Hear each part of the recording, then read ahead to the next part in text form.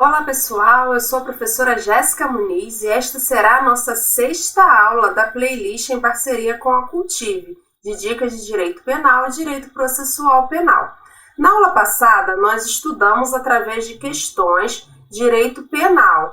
Na aula de hoje, nós vamos estudar direito processual penal. Então, peço que você continue aqui comigo, que você vai aprender várias coisas e terão várias dicas que vão com certeza te ajudar na hora da sua prova. Então vamos lá? Aula 6, dicas de direito processual penal. Peço que vocês me sigam nas redes sociais, tá? @professora Jéssica Muniz e sigam também a Cultive, @cultiveedu. Sem mais enrolação, vamos à questão de número 1. Questão de número 1 eu tirei da prova de defensor público, tá? Substituto de Rondônia, tá? Foi aplicada neste ano de 2023. Questão dizia assim: Carlos, em um mesmo contexto fático, praticou um crime de roubo circunstanciado em Ji-Paraná, Rondônia. Um roubo simples em Presidente Médici, Rondônia, e 2 furtos qualificados em Castanheiras, também Rondônia. Nesta situação hipotética, a competência para processar e julgar os crimes praticados será, então aqui o examinador, ele queria saber de você, se você estuda competência, se você está antenado, tá, na legislação, na jurisprudência, só que nesse caso aqui nós vamos ver que é na legislação mesmo, pura e simples, tá? Então vamos lá, letra A. Do juízo de Ji-Paraná, letra B, do juízo de Presidente Médici, letra C, do juízo de Castanheiras, letra D, definida por prevenção entre Ji-Paraná e Presidente Médici, letra E, definida por prevenção entre as 3 cidades. Vamos lá a explicação. Então, eu coloquei aqui para vocês. Em primeiro lugar, nós temos que ver que não tem continuidade delitiva entre os crimes de furto e roubo, tá? Porque não são crimes da mesma espécie. Tá? É amplamente difundido na jurisprudência que crimes da mesma espécie são crimes que estão no mesmo tipo penal. Então, furto e roubo não tem continuidade delitiva. Então, aqui estamos diante de conexão. Então, podemos resolver essa questão através da leitura do artigo 78 do Código de Processo Penal. Eu coloquei aqui na tela para vocês. Na determinação da competência por conexão ou continência, serão observadas as seguintes regras. No concurso entre a competência do júri e de outro órgão da jurisdição comum, prevalecerá a competência do júri. Não nos interessa aqui, nesse inciso. O inciso 2. No concurso de jurisdições da mesma categoria, que é o caso, preponderará a do lugar da infração, a qual for combinada a pena mais grave. Letra B. Prevalecerá do lugar em que houver ocorrido o maior número de infrações. A linha C. Firmar-se-á a competência pela prevenção nos outros casos. Tem os incisos 3 e 4 que não nos interessam, não fazem parte aqui da questão. Nós teríamos que saber as questões, as alíneas do inciso 2 do artigo 78 do CPP, tá bom?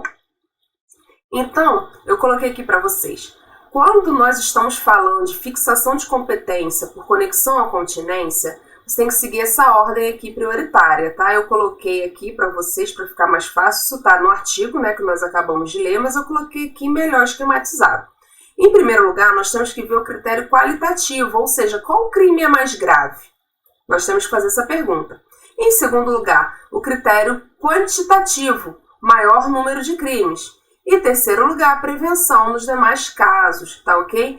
Aqui no caso concreto, o crime mais grave praticado por Carlos, no caso foi roubo circunstanciado, que foi praticado em Ji-Paraná. Então aqui nós temos o critério qualitativo resolvendo a questão, tá? Aqui a gente não vai aplicar o artigo 71 da quantidade delitiva, porque a infração continuada ou permanente é praticada em 2 ou mais jurisdições. Não se aplica a prevenção do artigo 71, pois o caso não se trata de infração continuada ou permanente praticada entre 2 ou mais jurisdições, crimes plurilocais, tá? Nós já vimos ali no início da explicação porque nós não aplicamos, tá? O artigo 71 eu coloquei aqui na tela também para a gente ler, então depois é importantíssimo que você pegue todo aquele título, todo aquele capítulo onde está tratando de competência e dê uma lidinha, tá? Do início ao fim, tá? Riscando, vendo as questões mais importantes, porque isso cai e muito nas provas. Se você for fazer uma estatística das questões que mais caem, com certeza a competência vai estar ali no meio, tá? E eu coloquei uma dica extra aqui para vocês. Conexão. Quando eu sei, então, porque o artigo 78 fala de fixação da competência por conexão ou continência. Como que eu sei que nesse caso era conexão e não continência, por exemplo? Conexão são 2 ou mais crimes. Continência, 2 ou mais pessoas. Então, aqui, a alternativa correta, vamos voltar lá? O juízo de Ji, Paraná. Alternativa A é a alternativa correta, a alternativa que responde a nossa questão, tá bom? Vamos agora à questão de número 2. Essa questão eu tirei da prova de promotor de justiça, tá? Do estado do Pará. Tá? Ela foi aplicada esse ano também, a banca foi Sebrasp, né? Agora Sebrasp. E ela dizia assim: no que concerne à liberdade provisória, assinale a opção correta. Letra A. A autoridade policial somente poderá conceder fiança nos crimes punidos com detenção. Letra B. O quebramento da fiança importa na perda total do seu valor. Letra C. A fiança poderá ser prestada após o trânsito em julgado da sentença condenatória. Letra D. Sendo a pena em abstrato superior a 4 anos, somente a autoridade judiciária poderá arbitrar a fiança. Letra E. A fiança será perdida em sua totalidade se o condenado não se apresentar para o cumprimento da pena imposta em sentença, mesmo que provisória. Então vamos lá. Aqui a questão ela queria saber sobre liberdade provisória com fiança, né? E no caso eles até colocaram aqui no enunciado no que concerne a liberdade provisória, só que nós vamos ver pelas alternativas que no caso ele queria saber mesmo sobre fiança, né? Sobre quebramento, sobre perda de fiança. Então eu queria saber se você decorou, se você já leu e decorou isso no Código de Processo Penal. Vamos lá, letra A. A letra A está errada. Por que está errada? Segundo o artigo 322 do CPP, a autoridade policial somente poderá conceder fiança nos casos de infração cuja pena privativa de liberdade máxima não seja superior a 4 anos. Aqui na letra A falava o seguinte, que ele só pode conceder fiança nos crimes punidos com detenção. Não, não é isso. São os crimes, tá, que não, a pena máxima não seja superior a 4 anos. Então a letra A está errada em razão disso.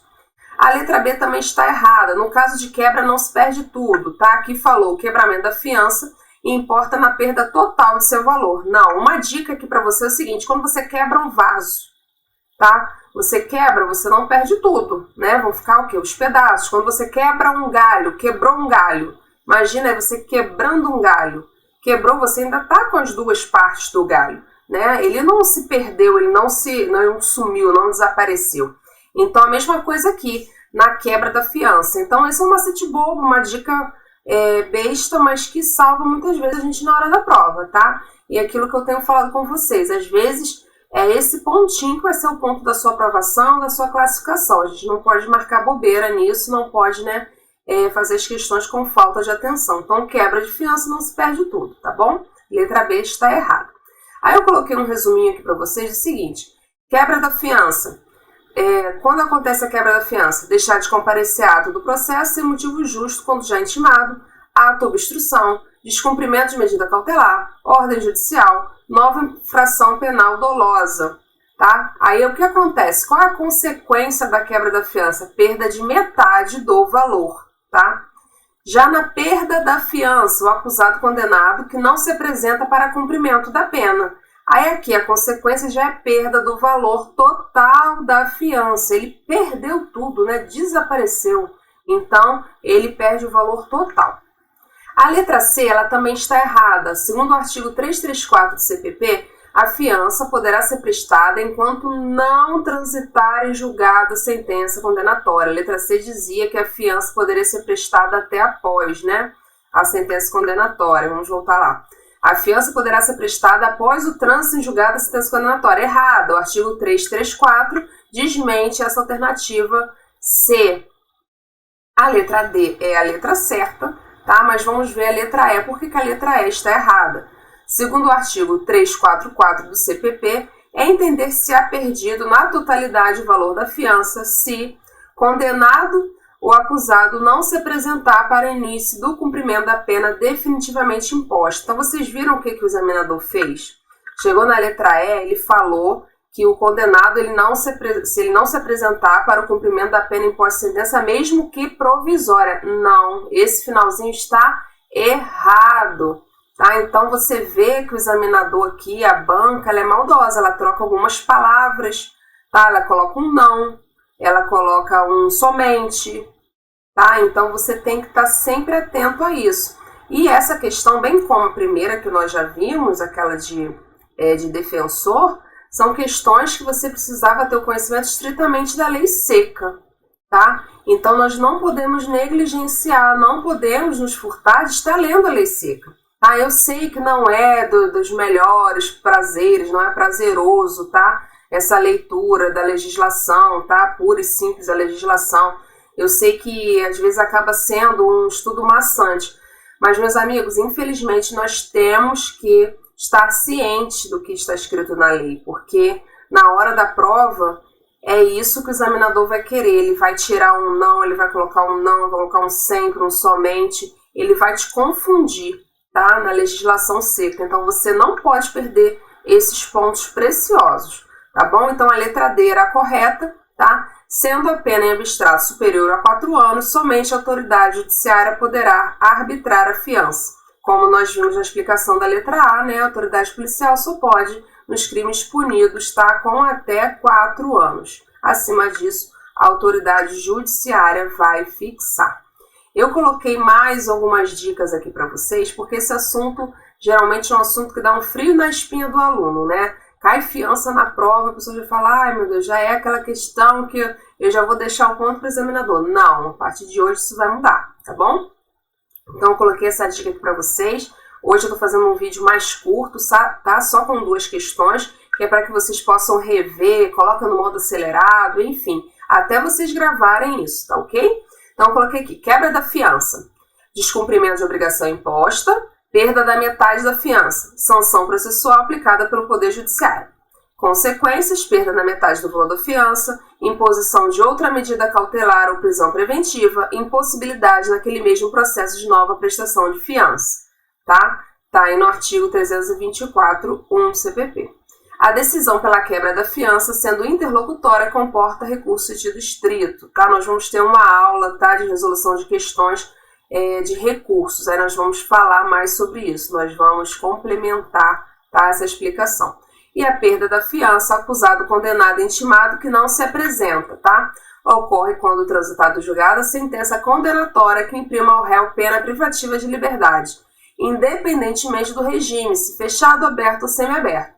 O condenado terá que se recolher ao cárcere para iniciar o cumprimento da pena.